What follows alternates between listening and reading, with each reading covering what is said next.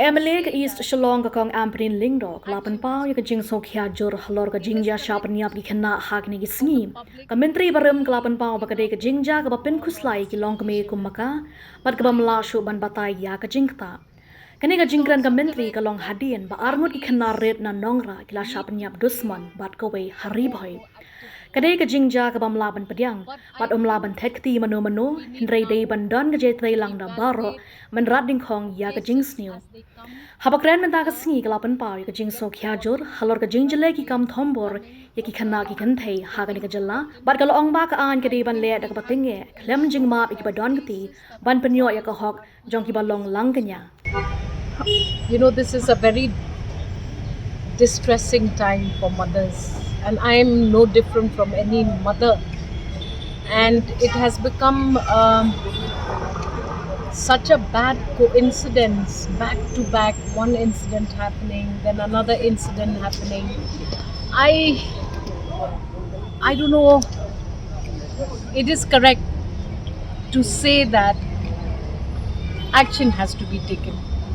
It is correct for the public to be looking up to the law and order situation and crying out for help. It is also correct that families need to play a more proactive role. But I think we need now to evaluate the cases as they come, occur, get forgotten, another case coming, occurring, getting forgotten. I think we have to ensure that cases that are filed are quickly disposed of.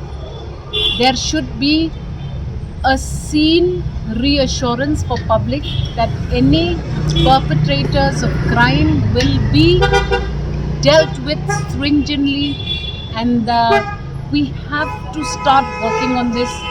I also have a feeling that usually it is more pathetic when a victim loses their life but their family don't find justice. So it's like beyond expressing, beyond understanding. I think our legal aid, we have to review this.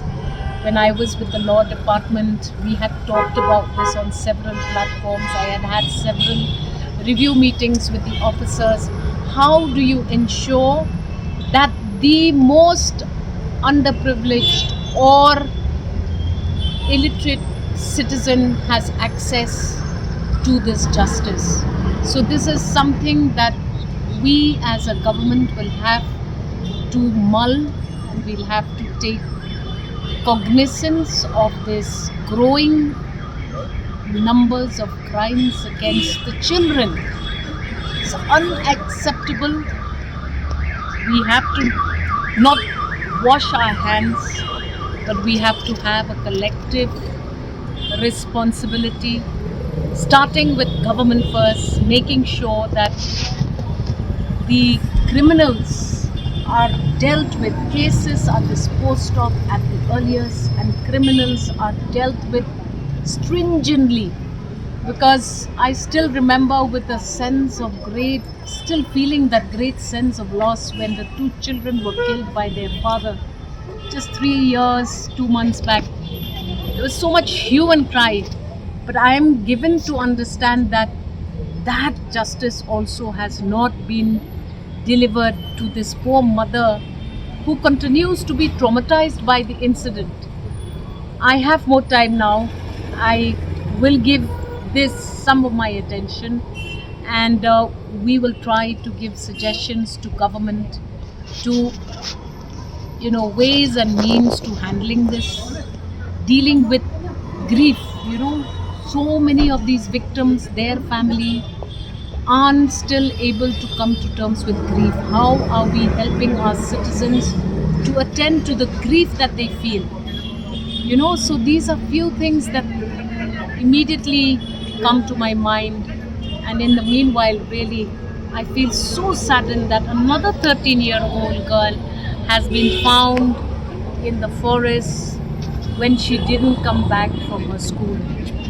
We don't know what the circumstances of these situations are, but I send my deepest condolences to the family and the bereaved.